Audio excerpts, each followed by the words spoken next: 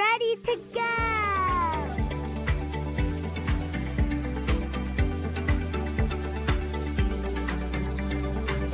You're listening to By Land and by Sea, powered by the Maritime Professor.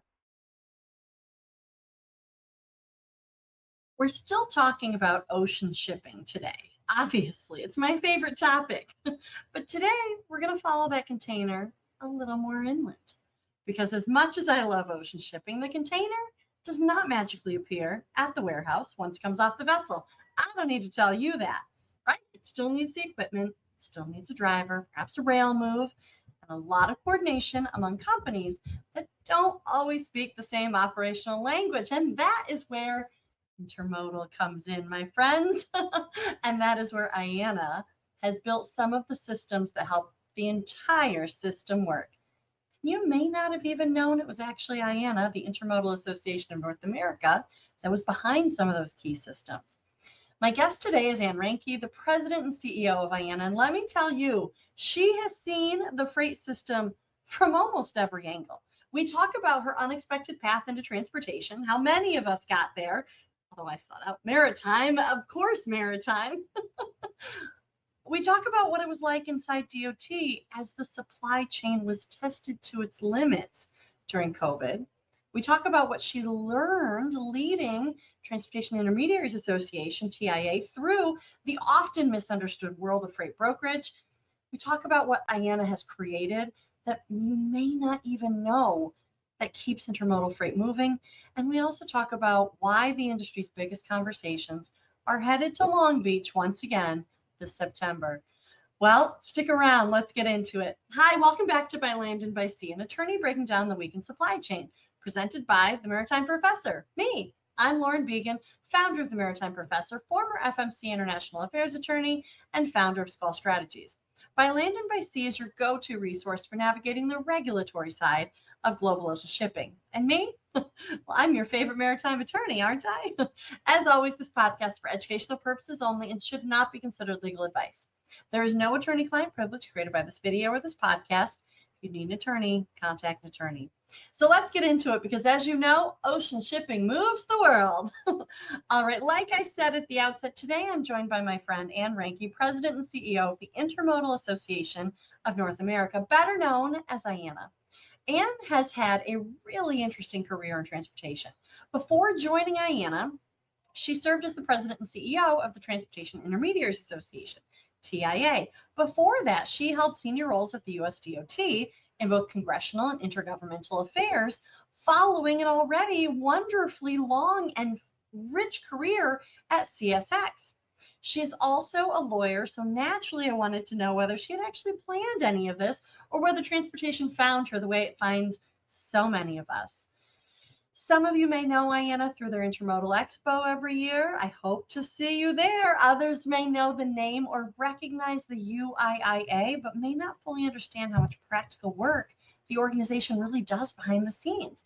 At its core, IANA brings together the different participants involved in moving freight across the intermodal system. One of its most important programs is the UIIA, which provides a shared framework for motor carriers and equipment providers to manage the interchange of containers.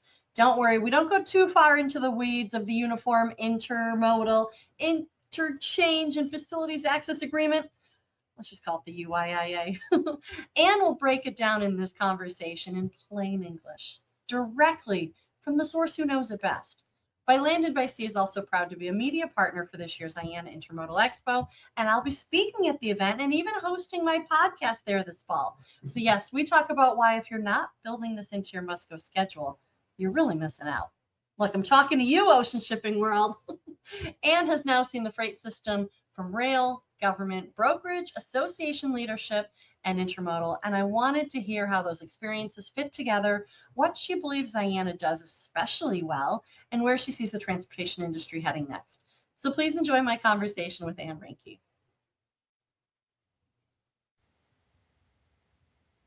All right, going.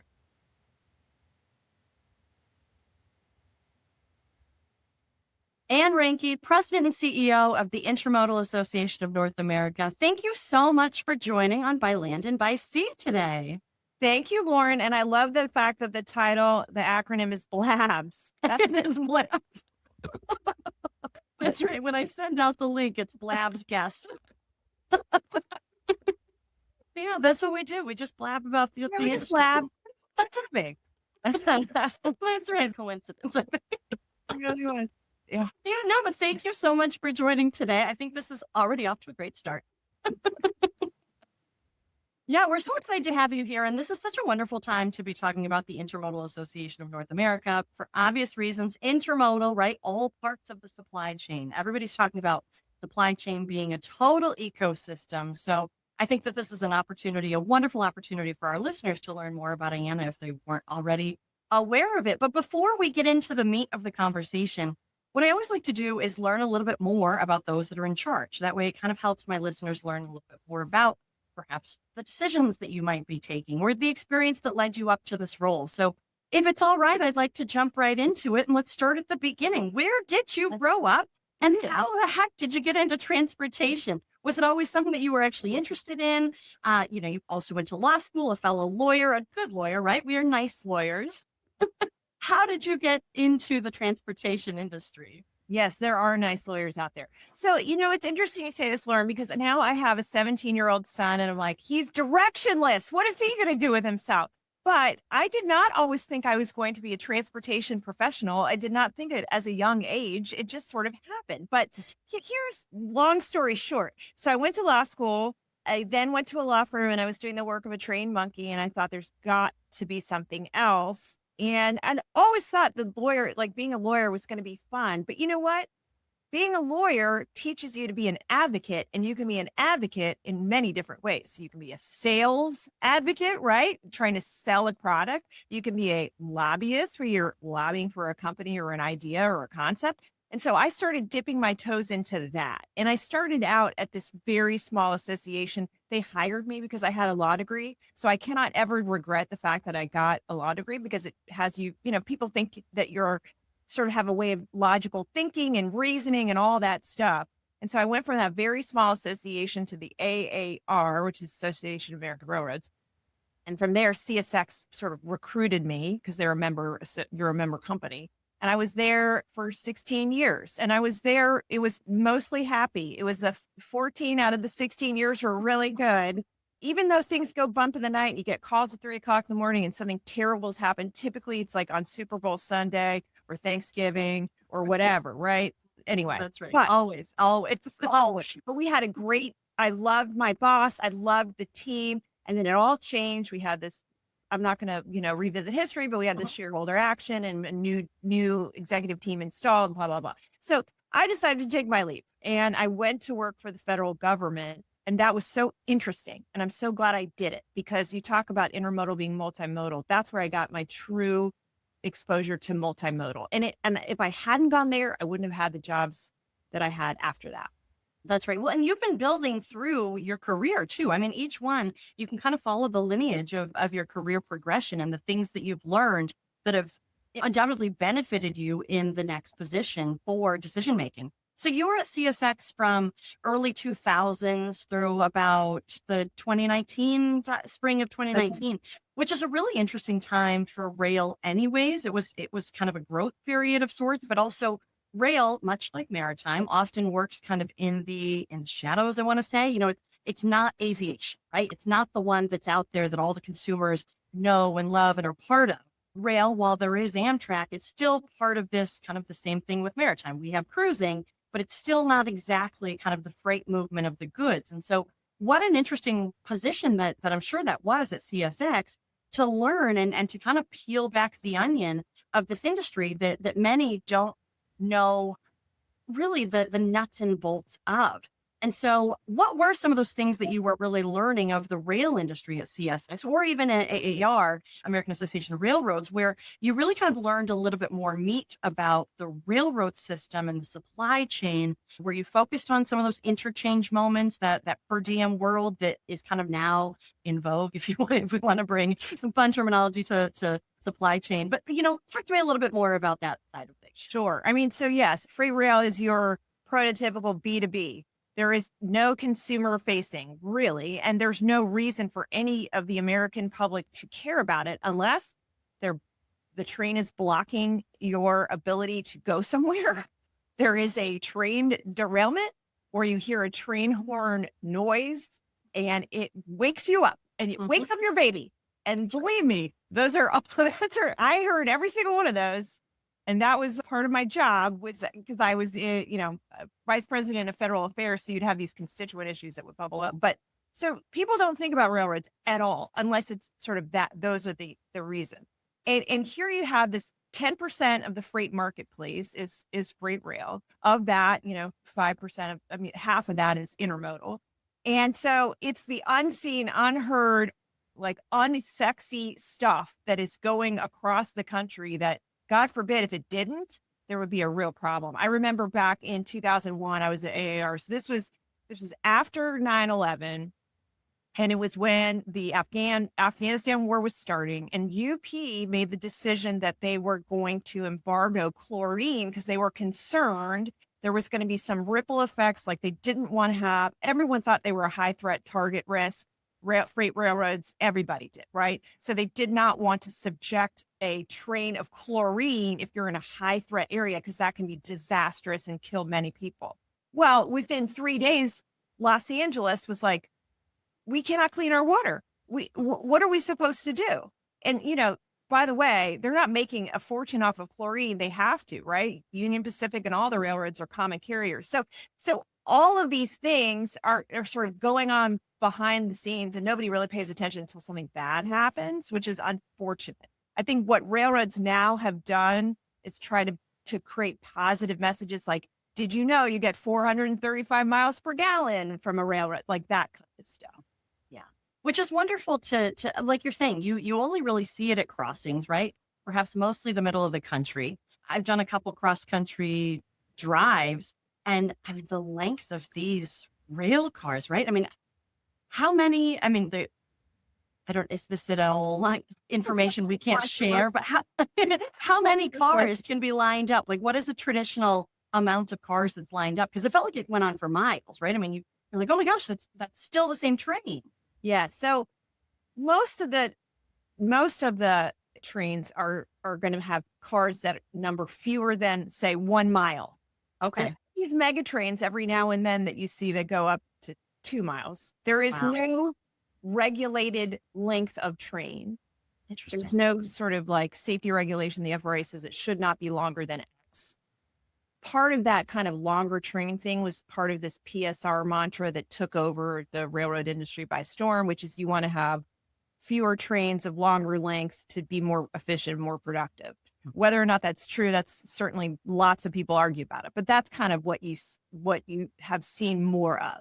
Yeah, makes sense. Kind of that economies of scale, right? The vessels on the water, right? The larger and the more you can stuff on there. So that's really interesting. But so getting back to, you started to talk about going to DC, right?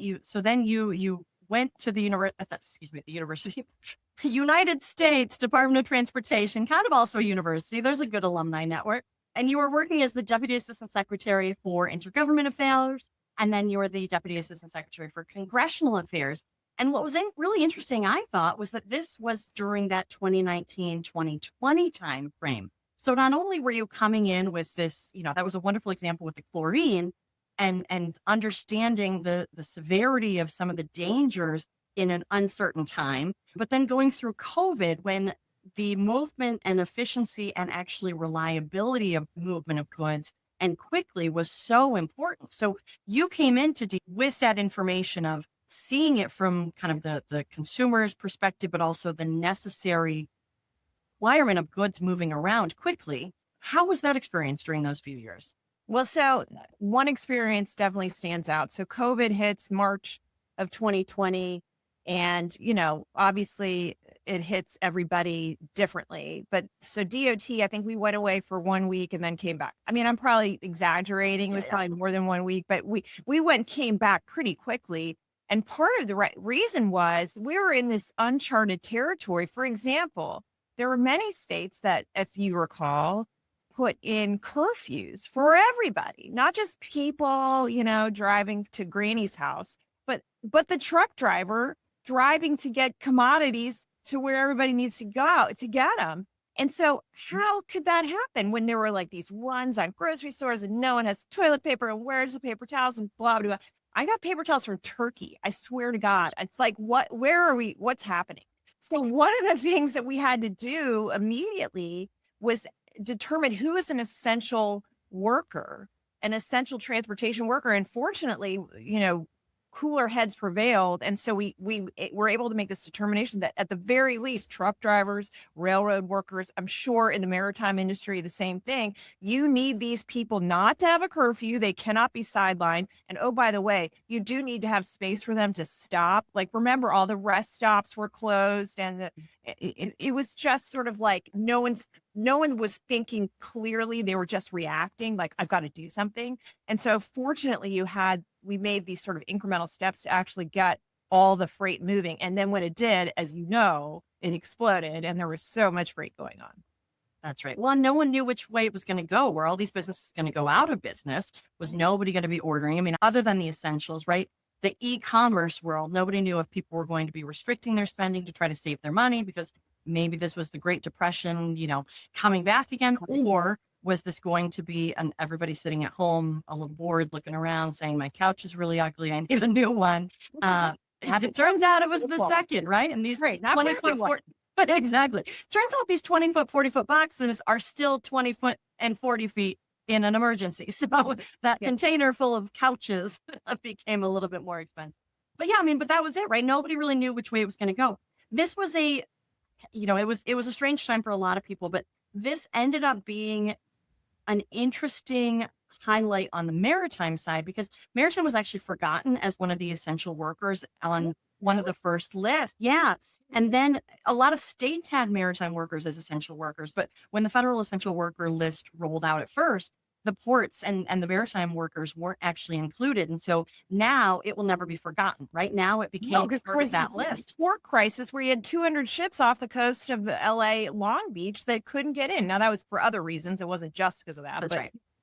Yeah, right. And so that was the linchpin, right? That was the connector point for all of this stuff. They were flying in a lot of PPE, but also I remember hearing Gene Soroka in LA was able to kind of track which PPE shipments were coming in and when, and there were monthly updates or weekly updates, or it was just it ended up becoming, at least for the maritime side, a nice flashlight on the importance of the otherwise unknown worker. And it sounded like trains actually kind of had that same thing. So when the truck drivers weren't able to be driving, or while they were getting these things ironed out on just how they were able to do their job, the trains were actually still able to run during that time.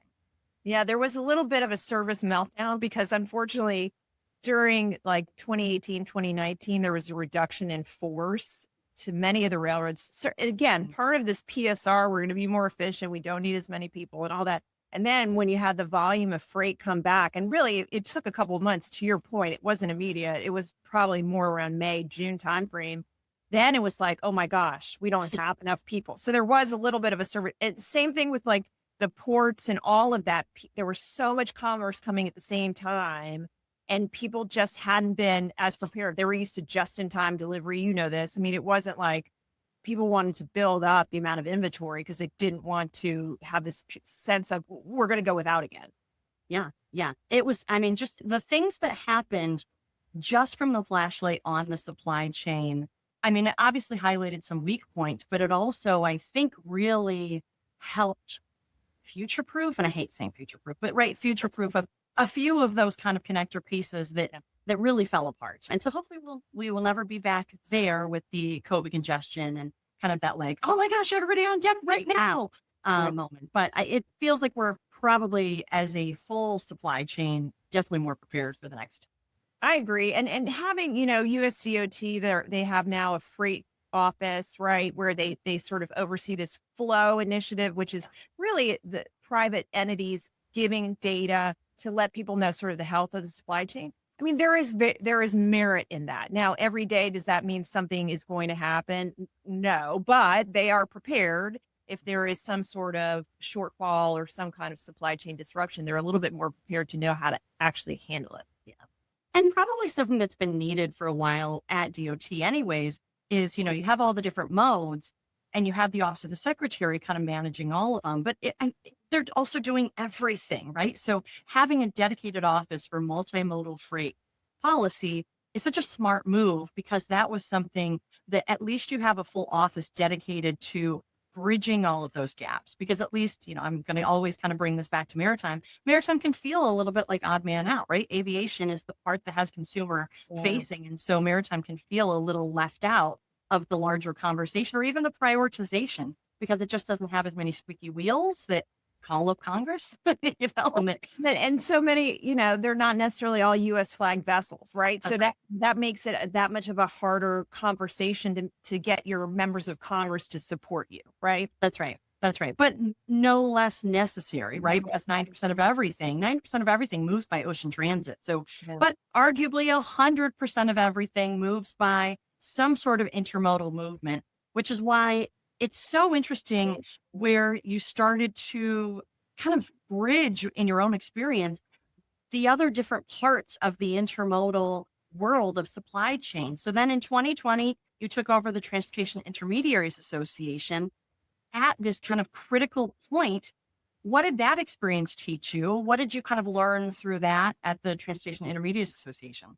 Well, a couple things. I mean, so you're talking about trains and maritime industry being B2B and sort of the unsung, like nobody knows what's happening. I do think that's sort of true also of the 3PL space. They are the middleman. So they don't have a product, or they're not riding a truck, or it's not a tangible service necessarily. People don't understand it. And so now you have these millions of people who rely on 3PLs who literally could not get what they need to go where it needs to go in the most efficient way possible without them. I mean, their specialty is transportation management, essentially.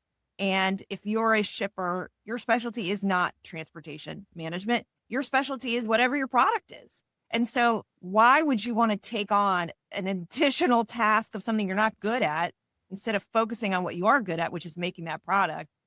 So, the dependence that the shipper had, particularly during this time of supply chain function on the 3PL industry, it ratcheted up significantly.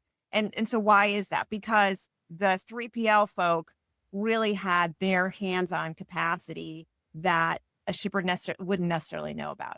They play in the spot market. They obviously play in contract marketplace too, but because they have relationships with so many different, mainly truck, right? They're, 80% of that membership is truck facing, 20% others, intermodal, et cetera. They have their ability to capture capacity that, if you're a shipper just trying to contract a freight line or what have you, you may not be able to do. Yeah, and that's so interesting too. I mean, they're essentially the travel agents, if you will, of the movement of the goods, right? I mean, they're the ones that know, to kind of keep with the metaphor, all of the discounts that are coming along, or all of the new specials, right? I mean, kind of if you assimilated to a travel agent booking a cruise or booking a group rate, or, it really kind of is a similar thing, but that's not the side that always gets all of the attention. And so what an interesting job though for DOT generally, and then down to Transportation Intermediaries Association, to then kind of round out you get more illumination of this corner of the supply chain that really helps build your knowledge of how the broker side works and how that kind of operationally works, because those were your members there and those were who you were talking to all the time. Yeah, and it's interesting too. It prepared me for a lot of things. It's a fabulous organization, and certainly leading it was an honor for me, but it also prepared too for the critical role that a 3PL, in the intermodal space, we call them IMCs, intermodal marketing companies, plays really to boost intermodal writ large, because they have these relationships with the shippers that they bring to the truck drivers, or in the intermodal case, they bring it to the railroads. And so honestly, the success of intermodal in large part is on the success of the IMC. If we can help them, because look, we don't have a whole lot of spot marketing happening here in intermodal, because you have to reserve space on trains, and that's not something you can do like, hey, you guys, I got space today, right? Like, these are high volume, long distance, typically, this is not something you can do overnight. You got to kind of schedule it out. But the fact that, you have an IMC that can make this very important connection happen, can sell the service as this is the highest, best use of each mode. You have your dray driver on either side. Ultimately, the ocean carrier brings it to you. You have your dray driver, you have your port that facilitates the drays move from the train or to the train. All of this comes together, and it does it in a sustainable way. And so that's sort of how the IMC is the ambassador to the service. Yeah. So I guess what was one of your biggest maybe misunderstandings of kind of the freight broker 3PL side before you actually got into TIA? I had no misunderstandings. Okay. You knew everything. You knew it all. I know, what a catch question. But I guess my thought is here, like, it's such a complicated area that really isn't understood. So like, if you had something, even with your exposure to it at DOT, if you had something that maybe really kind of straightened out in your mind once you got there, it might help others kind of understand that side of the supply chain, the 3PL freight broker side. Yeah. What's interesting is when I was at DOT, there was a big, again, going back to the early days of the pandemic, there was a trucker protest. Again, I think this was May of 2020, where they weren't making much money because at that point, freight wasn't really moving yet. And so they accused the brokers of ripping them off, right? Of having excessive margins, 40 to 60% margins. And then they're just, minimizing what they were paying the truck driver. Now, that wasn't the case, but that certainly was what the feeling was. Well, that went away for a long time because the truck drivers then got more business than they could shake a stick at. As we know, there was no capacity. And so we didn't hear anything for a while. But what I learned when I went to TIA is the average broker is a 15% margin. Wow. Which most businesses, you'd like to make more than that.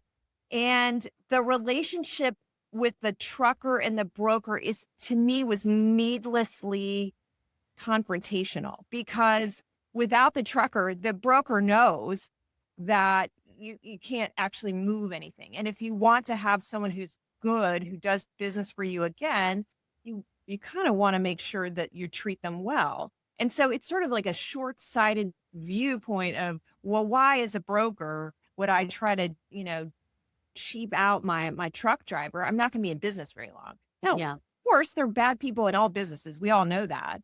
But, I think there was this kind of needless, like, well, we need to make sure the rate con is what it says it is. And we want to know how much money we're making. And it's like, well, I mean, there's all kinds of things that go into a broker's sort of net of what they're charging, right? It's like, well, we got employees, we got office, we got the lights on, we've got the service we're providing, we're investing in technology, all of these things. And so, it's been pretty quiet, that issue, because we've been talking about broker liability, quite frankly. And so this has not been such an issue. But I think I learned a little bit more about that. And, ultimately, we're all here to make money. We're all here to run a good business. And if we're successful, a truck driver is successful too. Yeah. I mean, that was TIA's sort of the viewpoint there. Yeah. Well, and that's so interesting too, because I can imagine it was probably always kind of based on relationships, right? And really, truly, anybody in supply chain is the salt of the earth people. I mean, it's just hardy people willing to work hard and be part of solution. And so if that breakdown between the two sides, I'm wondering kind of what drove that. Was that it, probably tightening of the markets, maybe that's where the margins were starting to kind of tighten. And so there wasn't as much money around and available, like you said, during COVID, when things got better, then everybody was quiet. They were too busy counting their dollars, right? Of sorts. But it was also kind of one of those, I mean, whenever those relationships get stressed, you go back kind of historically, it was probably always based on kind of a handshake and a relationship. I guess my question is it traditionally that a broker will only have a few carriers that they work with, or do they really, is there an intention to try to diversify some of the carriers that they're working with so that they can diversify those relationships, or do they really kind of stick to the same couple that they trust and know to hedge that insecurity when things get tight, and that distrust, it sounds like, that kind of creeped in? Yeah. So you're asking a really current and relevant question, because I would say prior to 2021, 2022, it would be, we need as much relationships with as many carriers as possible, because the system is stressed to its max. And so the better, sort of, framework of folk we have, the better we're going to be able to do our job. Now, what happens in 2022? We start hearing all about freight fraud, cargo theft, chameleon carriers, all of these things. And so then it's like, we need to vet the heck out of our carriers, because we don't want to have some sort of, fake, they call them chameleon carriers, right? We know these are fake carriers who steal the load, and we never see it again, because that wrecks our business. It wrecks our relationship with our customers. It wrecks our relationship with our truck drivers, et cetera. And so that became the focus at that point. It's like, we got to vet the crap out of them, and we've got to make sure that we have a really a tightened understanding about who we're doing business with. And then you saw the rise of these sort of third-party solutions that are these carrier vetting solutions.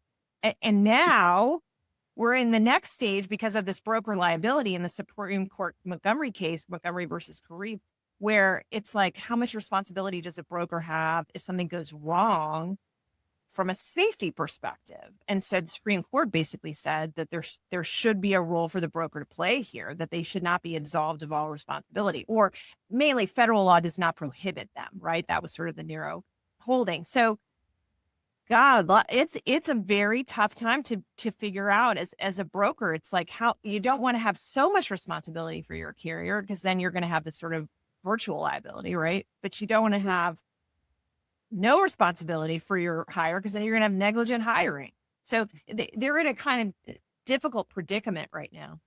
Yeah, kind of like a defensible background check of sorts, right? That they actually did a little bit of due diligence. They actually did a little bit of research on whoever they were working with to show nothing stood out, and kind of the average person wouldn't have seen any problems here. But it really is. I mean, I'm so glad that you moved it into cargo theft, because that was kind of what I was thinking, right? It was very relationship based. And now they're having to diversify, as many on the supply chain are having to diversify those that they work with. And some of these companies are getting in on, maybe not even for bad reasons, just getting in on the boom of supply chain, right? I mean, they saw giant ocean carriers making trillions of dollars. So they were like, well, there's got to be money in this. Let me go check it out. So there might be good people. There definitely are good people coming into the industry, starting up a new business in whatever area. But on the other hand, as the good comes in, so does some of the bad, right? And that's why, we just spoke with Scott Cornell, the king of cargo theft mitigation. No one better than he. There is no one better than Scott Cornell. So we just interviewed him on the show. But that it's just alarming to see the incredible rise in cargo theft generally, and that it's straight theft, but also strategic theft, right? And that's that even though strategic theft is a smaller portion, it still is that manipulation piece. And that's really what this comes down to, is the manipulation side of creating fake companies, or just showing up and stealing loads. And yeah, it's a wild world out there. It's a wild world. And as you know, and I'm sure Scott talked about, the sort of prohibitions to not commit fraud or not commit cargo theft. Let's just say it's a soft underbelly of enforcement. There just has not been this kind of rigorous enforcement that would deter any of these criminals. Now, partially because many of them are operating from outside of the country, right? These are, networks of gangs from all kinds of unpleasant countries that hate us, and they're seeking to make money. And so they're untouchable. So that's part of it, right? And the other part is that while there have been attempts, particularly, the FMCSA has this new Modus database where they're having some problems. We know this. I don't want to complain about them. They are having problems. But the attempt is there, and the effort is there to try to rein in the number of carriers that are not real, that are registering as if they were real because they're trying to prevent this kind of thing from happening. Now, in the intermodal space, you don't necessarily have as much of a fraud problem because you have this more confined ecosystem, right? And we haven't talked about UIIA, and we will in a second, but there's sort of there is a framework of how you get along with all the different partners. And there are, requirements to be part of moving any kind of intermodal container, et cetera. You don't have that issue of fraud, but you do have this issue of theft. And whether it's strategic, meaning there are drones who are following a train car and they can see they can figure out what's on it and they know it's high value and they'll figure, oh, well, that's going to stop at some point. We'll just take that opportunity to crack open the back and get in, or if it's at a yard or what have you. And so, that's why we're all sort of screaming in the wind, like, okay, we've got to do something more than we're doing in terms of enforcement. Yeah, and that's a really interesting point on enforcement too. One of the most alarming things I think I've learned from Scott on this is that there just really isn't, as you're saying, a good reporting mechanism. So we don't actually know what the numbers truly look like. And it's probably a multiplier on what numbers that anybody is actually reporting. But then beyond that, I've heard him say that there really isn't a federal offense for this, right? I mean, that's what Corca seeks to create, so that there is an actual cargo theft offense that you could be, charged on cargo theft, but oftentimes it's just theft generally, or it might be, stealing, or it might be fraud. So it gets kind of minimized through multiple channels where then you can aggregate all of those, but not all thefts are cargo theft, right? And not all fraud is actually related to the movement of goods. And so it's hard to see. We certainly can feel it, all of us in the industry. And when it hits you hard, right? I mean, that all of a sudden you care a lot about cargo theft, but it's really one of those things that of course, right? We're all like, I can't believe this isn't a bigger deal. But like you're saying, we're screaming into the wind that like, this is one of the largest deals and probably would produce actual consumer product good grocery store prices if we got a better handle on what is happening in cargo theft, so that we could have a better handle on how to approach it. You're exactly right. It's an anti-inflationary measure about simple things. Yeah, for sure. And what's sad is that so the legislation you mentioned, Corca, Combating Organized Retail Crime and Theft, which includes cargo theft, is a bipartisan measure, right? It already passed the House.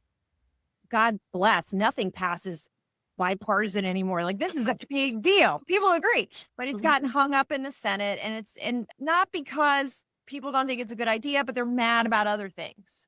And so they're mad about like ICE, for example. And so part of this legislation would create an information center within DHS, and they don't want to give DHS more authority. Well, yeah, but we also have to have some place to house some kind of information center. Where is the best place? This is what the legislation suggested because they already had an infrastructure around there. It's not to give ICE more authority so that they can go, do road stops or anything like that. It's literally so that all the people who are involved, from the states to the feds, from the FBI to DHS to DOT, all can talk to each other and have an understanding about how big this problem is. Because Scott's exactly right. Not everyone reports this theft because they just rather have either not a claim at all, or just make it up to their customer and just like wash their hands of it. They don't want to report it to insurance or whatever the rationale is. And so we really don't have a good sense of that. Not everybody calls the FBI hotline to report it. And I would say the last thing is that many states deal with this as a property crime. They already are stretched thin in terms of like human crimes. And so they're not looking at this as anything other than a property crime, like no harm, no foul. You lost some money. Who cares? But it's actually, as we talked about, it is a human crime because you got these gangs and, foreign nationals who are doing all kinds of nefarious other things and are stealing stuff to support their habit. Right. Well, and they've also figured out that they can keep it in misdemeanor level instead of felony level. And so then there's different, they're not showing up to steal the load armed necessarily, I think is one of the examples. They're just out chest moving you a little bit. And then before you know it, and that's why Scott, I've often heard him say, second that the hair stands up on your back, I want to hear about it, right? That's when you should be reaching out to your professionals, that maybe there's like a response team that can go and try to salvage the load before it actually goes missing forever. So it really is such an interesting world that we're moving into, where cargo theft is finding success, unfortunately. And I think that that's where we have to get faster, but we certainly have to get smarter how we approach it overall, because otherwise it's going to continue our road. And it really is. There's certain points, like you said, there are certain points that are less apt to have full cargo theft. And ports are actually another good one. There isn't a lot of cargo theft that happens, obviously, from the vessel offloading onto the yard. You have a TWIC card, right? So You gotta, yeah. you have to have credentials, and Mhm. and back to the UIIA, we have a driver database which has got all these credentials to make sure they have CDL and all that stuff. So the people are coming in and out of the port, they have credentials. It's not strangers in the midst who are like, here I am. They're tracking this stuff. That's right. Exactly. Well, so let's go to Ayanna. So we're going through your career journey. We have landed you here. You are the president and CEO of Ayanna, the Intermodal Association of North America. What made Ayanna the right next step for you? This was around 2024, I believe, 2025 that you came over.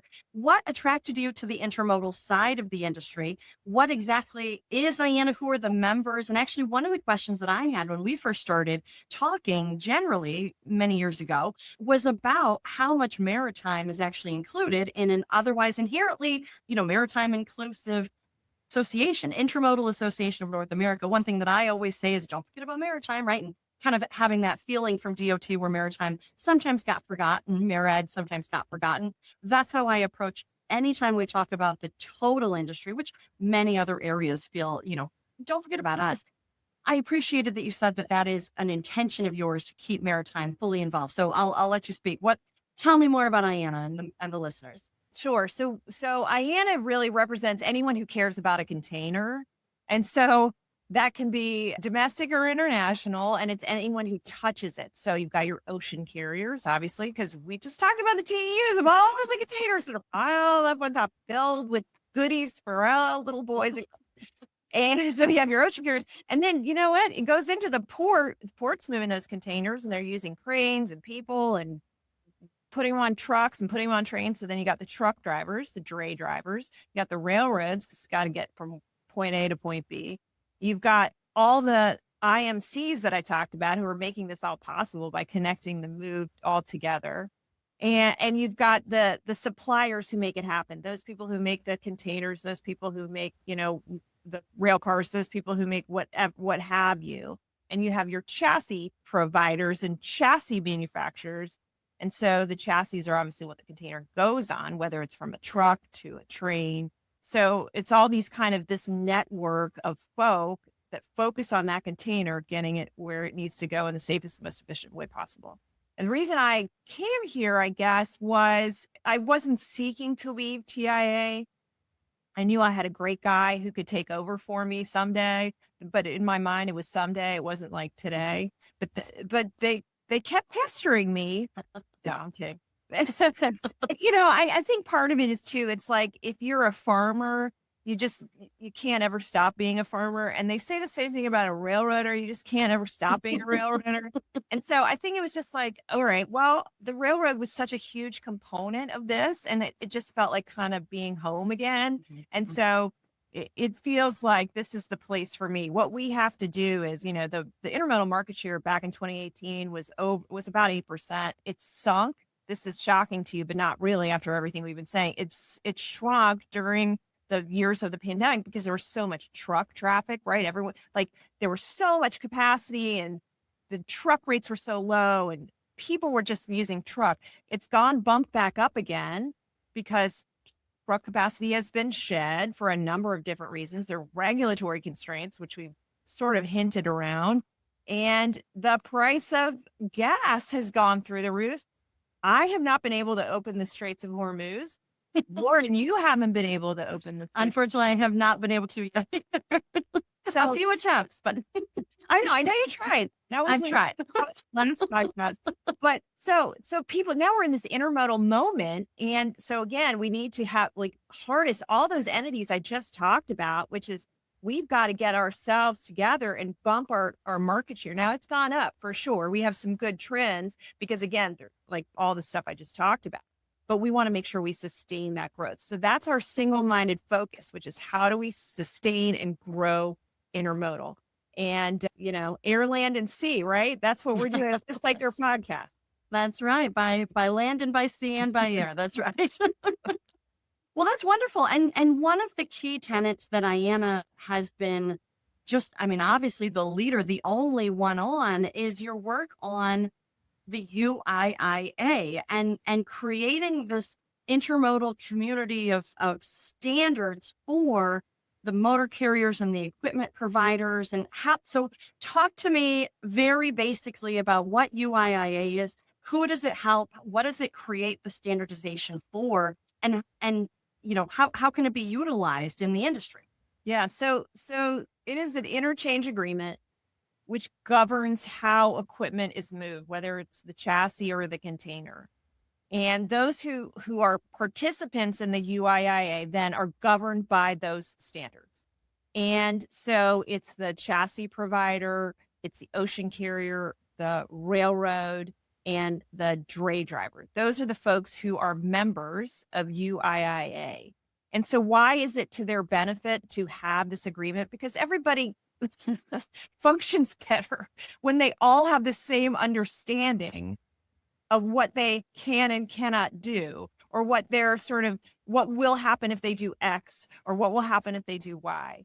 And so it's been a remarkably helpful construct that's all facilitated by IANA over the last 30 some odd years. It has been facilitated by IANA and a board of representatives from those groups I just mentioned. And that board makes sure that we're sort of adhering to the tenets of the agreement, which there are moments in time when there's disputatiousness, and there are moments in time where we're all sort of singing Kumbaya. You had mentioned the OSRA, the Ocean Shipping Reform Act, and certainly that now it's in some legal question as to what will happen next with that. But there were some implications to how we use UIIA. We have to follow federal law, right? And so we have to make sure our participants also do that. But we also want to adhere to our agreement and make sure that our agreement is being adhered to. As part of that, our IT guys and gals are so smart. I swear to you, they're unbelievable. But they developed this driver database that I mentioned, so that the driver database says everybody who is part of the motor carrier population in the drayage space, with their CDL, their MC number, their insurance information, to make sure that these are the people who, you know what, you can get a job. If you're a dray driver and you're operating independently, being part of that list means you've got a bunch of folk who will contact you to get things moved. So that's incredible. But it's also for safety and security's sake, we know who we're dealing with, right? And then we have the same thing where we track chassis, we track where the container is going using street turn technology. We've now done geofencing about 80% of our terminals, just to make sure that everybody sort of knows where everything is. And so you asked about Maritime's participation. This is all a benefit to them, to know the security of their function. They get some data from us through the ocean carriers, so they benefit from the data that I just mentioned. And so they are critical and essential to kind of how UIIA functions. And that's wonderful too, because there really is a move, which it's funny. It feels like, well, of course, standards have always existed. And of course, the rule book that all of the members that are in this agreement together, of course, it wasn't always an of course, right? This is something that was created intentionally with purpose, because it really did help in the good times and especially the bad times, right? It creates that rule book of, here's the guardrails that we will all adhere to, so that at least when things go wild, we're still speaking the same language. We might not like what we're saying, but we're still speaking the same language. And I think that that's something that we're seeing really take off across the supply chain. So I think that we're going to see, it feels like UIIA is really going to work well with kind of all of these standards that are really emerging on the global supply chain movement, track and trace or whatever it is, this information that is seamless, that is reliable, that is the same language. I mean, it's just the easiest way to say it. And once we start connecting the dots on all of that, imagine the world where we know where our goods are at all times. What a novelty. we all understand what we're saying. I mean, I know that's certainly one of your efforts that you do besides blabs. You also are working on, which is how can we make sure that the sort of the data is all what we say it is, that we have the similar definitions for what we think we're talking about. And I think that's sort of like the next phase is how we can integrate UIIA into these other things. That's right. And I think that that's something. So I have often talked about them on this podcast, but the Digital Container Shipping Association is the leader in this for ocean shipping, but they also have some pieces that connect all the way through, track and trace being one of them. It's not just, the pizza tracker that often comes up, but it kind of is that we have to speak the same language before we can put the pizza tracker on top of it. But we all want the pizza tracker, right? I mean, that's where I believe, are going. And so hopefully we'll get there sooner rather than later, but imagine that it's a novelty to know where your goods are. And also, I think even just saying where my goods are, well, what do you want to know, right? Like, what do you mean? Where are they? Are they on Earth? Well, that's not what you're asking, right? What do you want to know? What's the geolocation? What do so that's part of that. Speaking the same language is, do all of the pieces line up? And that's where UIIA especially helps create that. Well, this is the parameter that we've outlined what you want to know. And we're all going to use that parameter as how we speak to each other so that there's clarity in what we're saying. So when we say, where are my goods? Or, what is the, I don't know. I'm failing to Where's the return location, for example, for this chassis or this container? What's the return location? Perfect. Right. Well, we all know what we're talking about. Well, Yeah. we say, Yeah. I mean, Inside the gate, outside the gate, this side, that side. Yeah, here, exactly. I'm going to flash my Washington Commanders support here as a Perfect. Wonderful. Not sponsored yet. but they should know about it. Right? Maybe they have to move goods. As does Taylor Swift, right? Maybe we should turn this into a how we can help Taylor Swift move her goods for her next Eras tour. For her next wedding. That's right. Or the Rhode Island wedding. She had the New York wedding. Now she's got to have the Rhode Island wedding. God. All right. Well, getting back to Ayanna. So you have something really exciting coming up this fall, and actually just a few, I'll say a few months, not a few short weeks, but the Ayanna Intermodal Expo is coming together. So it's bringing parts of the freight system that don't always end up in the same room, right? The obvious benefit of Ayanna, Intermodal Association of North America, but the expo brings everybody together. And I'd love for you to speak to the listeners here. Why should they attend, and who should be there, but that may not realize it yet? Yeah. So, as I mentioned, we have these 5 categories. We have our railroads, our ocean carrier and marine. So that includes the port terminals. We have our dray drivers, our 3PLs, and then our vendors and suppliers. And so they're all represented. So everybody in the intermodal ecosystem, they are all there. And in fact, for example, the railroads have many of their customer meetings just off the floor of the expo hall. So they're coming in and out. And if you're in the intermodal space, you obviously want to get to know everybody in the railroad space because they're kind of the cornerstone of the move. And so having exposure to everybody who's in that space who can make it make sense, I think is important. So we talked about how there were now some new folk who have come into intermodal. They hadn't been using it for 4 or 5 years. Now they have to because they feel like it's a cost question, an efficiency question, a capacity question. But you may not know anything about intermodal at all. And so how do you get to know the players in the space, the issues that we're dealing with without being there? And so it's really I couldn't pick a better moment for us to be in. For if you are in the intermodal space newly or want to understand it, this is the time and place to go. So we have a track we call our beneficial cargo owner track, the BCOs, which is what we call shippers. And why do we have that? Because they may be new to the space. They may not understand what intermodal is at all. And in fact, we're in the midst of a 3-year PR campaign. We just finished the research component. We have intermodal shippers who were like, could you explain exactly what intermodal means to us? Not everybody understands it. And so you really want it to make sense, and not just to go through the nitty gritty details, but just so you can understand, all right, here's my expectation. Why am I using 3 different modes or 2 different modes? Because this is the highest, best, and most efficient use to do it. And you're saving money and it's more sustainable, and you can cover long distances with higher volumes, et cetera. So that's why you're using it. If you want to make it work for you, you really have to understand who's involved, who the people are, and what the issues are that they're facing. So, for example, you will be on a panel where we talk about the different kind of volume trends that we're seeing from whether it's an IMC perspective, whether it's a carrier perspective, whether it's a maritime perspective. What are we seeing so we can make sense of it?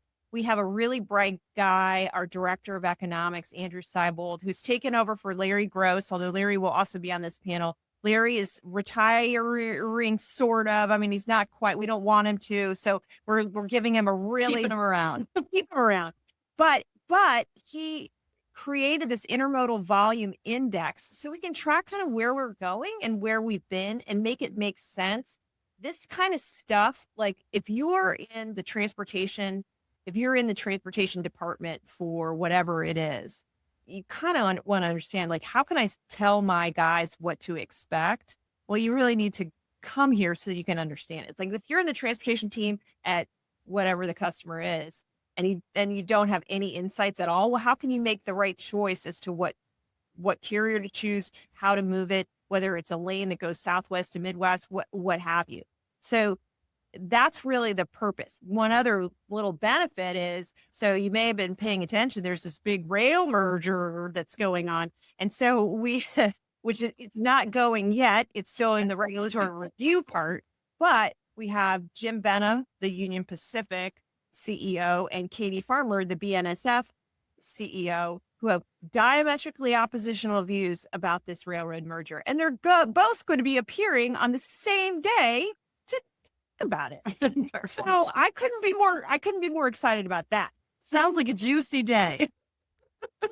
Now, Right. this is the hard-hitting news of the intermodal world happening at a expo. That's right. That's right.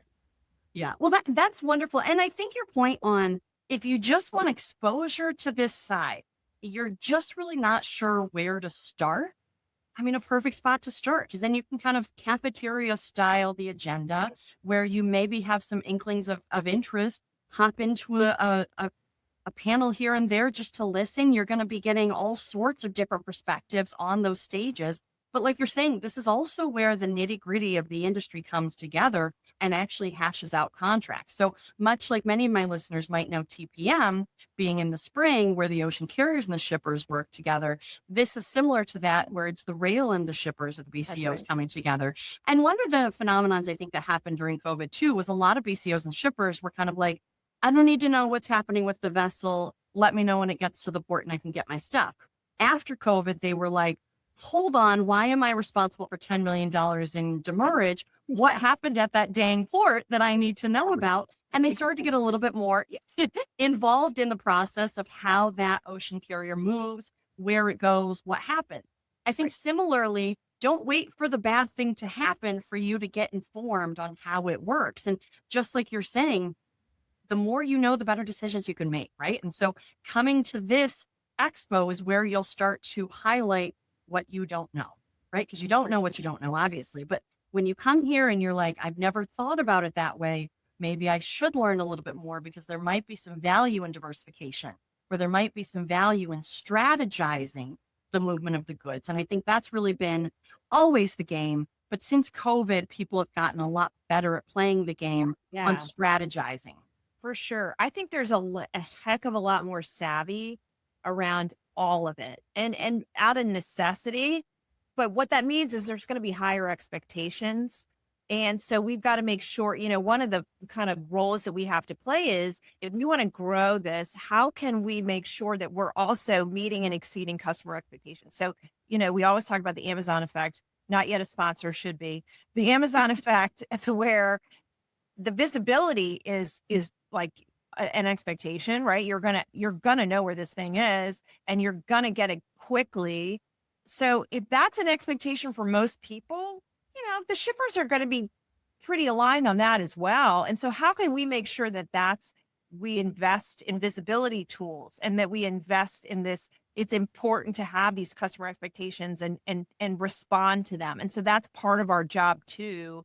We have an IMC workshop, and we're calling it the think tank, where we're really going to strategize as to, okay, how can we promote the industry where it's back in the spotlight, and that's great, but how do we make sure we sustain that? That's right. That's right. Well, and also commodities are going to beg different priorities of how they move, right? So if it's a reefer that's fresh of some sort of perishable good, it might not only need the efficiency, but steady as fast. Not always fast as fast, right? But steady as fast. Wow. And so what movement is going to provide the steady where there's going to be fewer interruption?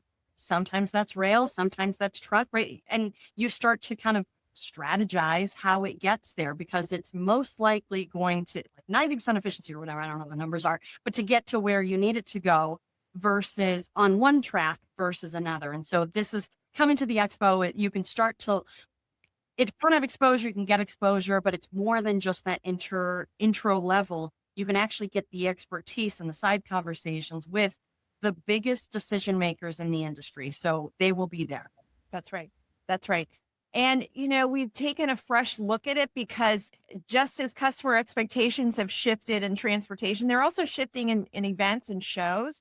And you don't want to just go and have a happy hour and drink 7 drinks or whatever. You want to learn, you want to be exposed to people, you want to network, and you want to understand the industry. So we're really trying to have targeted content for that. And I get it. Lauren, you and I have been to more shows than you can shake a stick at. And some of them are worth their salt and some of them are not. And we want to make sure the experience for our participants is top notch, because honestly, it makes the industry better if we have the best folk and the best content for them. Yeah. And you're so right. We've seen a reckoning of conferences over the past few years of, they're either starting to fully lean in and make it quality content that people want to be there for, or they're starting to see their numbers go down. And I think that decide by your ticket. So I'm excited for it. This will be my first time coming out to the expo. I've been intending to come for years. So I'm so happy that you're exactly right. This is the year. I think that these conversations are always important, but this year feels so much more relevant than past years. So I appreciate the opportunity to come speak on stage with some wonderful experts. I know. For the learning that I'm going to get on stage there. That's right. That's right. Well, before we wrap, I do want to ask one more question. We've kind of moved all throughout, right? You've had experience and you've seen firsthand freight systems from rail, government, brokerage, intermodal. Where do you see the industry heading? And what should the industry be preparing for now as we start to move into kind of this, we're fully in post-COVID, but what is the next thing that you see is, at least one of the things that you see is going to be a major intention? Well, okay, Lauren. So we talked a lot about how we want to sustain the growth. There's a lot of things that have to happen, and I'm not going to be critical of anybody in my system, and I'm not going to posit any views on any rail mergers or anything. What I can say is this: there is an intense focus on converting long-haul truck to rail. And how do we do that? And so, we have from the Union Pacific Norfolk Southern proponents, they're talking about these watershed markets where you can convert to rail, right? On the BNSF and others where they're not proponents, they talk about having these collaborative relationships, which are critical for intermodal success. Whatever it is that is the right strategy, we have got to focus on it. It's not enough to have, I guess we're now over 6% market share. It's not enough. Like we can't just rely on, well, we've done it this way for years, let's keep doing it this way. That's not going to cut it. So look, I'm going to try not to be irritating or a scold, but I do think it's part of like what we've got to do for the future success of the rail industry, for intermodal, for all of us, for the nation's freight, so we're not gridlocked, is really focus on how can we convert that market share. We have a diminishing population of truck drivers. I'm not going to get into the truck driver shortage debate, God knows, because people will send you hate letters. But we have a diminishing number who want to go very long distances, right? We can all agree on that. And you know, there's a retiring population and they're aging and all of that sort of thing. And so if you have fewer who want to go longer distances, well, doesn't that just seem to make sense to have intermodal? But you really have to have investment in that. And you have to use these sort of collaborative tools and technologies and all of that to make sure that we can do it successfully. So yeah, that's where we're going. God help us, we're going to get there. Well, and just like any sort of supply chain conversation, investment and intention is really what it comes down to. In order for the entire country to be successful as a fully functioning, efficient, quick moving system for supply chain, we have to look at all parts, not just the one straight in front of us. And so I think that that's a really good point, that this is something that requires just because we've always done it this way, is that the best way, right? Like, is that the strategy moving forward, or is it time to adjust? So, yeah. Well, Ann Reinke, President and CEO of the Intermodal Association of North America, I so appreciate you joining us on Blabs by Land and by Sea today. And thank you so much for your conversation.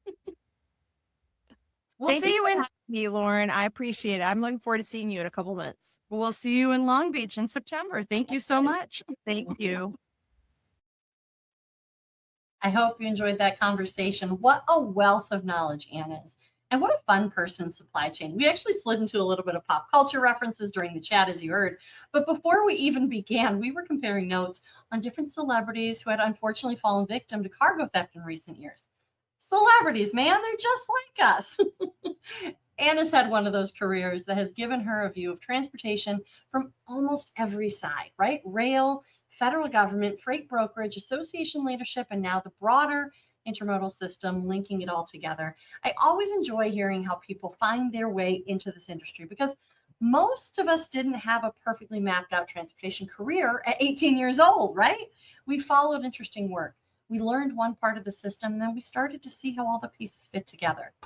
I also hope this conversation gave you a clearer picture of IANA. IANA is certainly known for the expo, but the organization does very practical work throughout the year. It helps the industry develop those common systems, shared rules, and workable procedures where the industry needs to operate together. The UIIA is a great example. It may sound technical, but the basic concept is very straightforward. Motor carriers and equipment providers need a consistent way to manage containers and chassis, what requirements apply, and what happens during the equipment interchange. Most cargo owners will never directly interact with the UIIA, perhaps, but they still benefit when those relationships are easier to administer and the container can keep moving.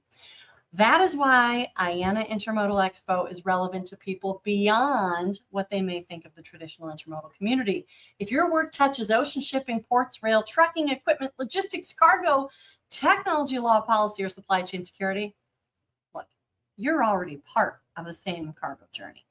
Intermodal Expo creates an opportunity to meet the people responsible for the next part of that journey and better understand what happens after the container leaves your immediate line of sight. It brings it all together, right? The Intermodal Association, it's all of it. A big thank you to Ann for joining me, and to the whole IANA team for helping make this conversation possible.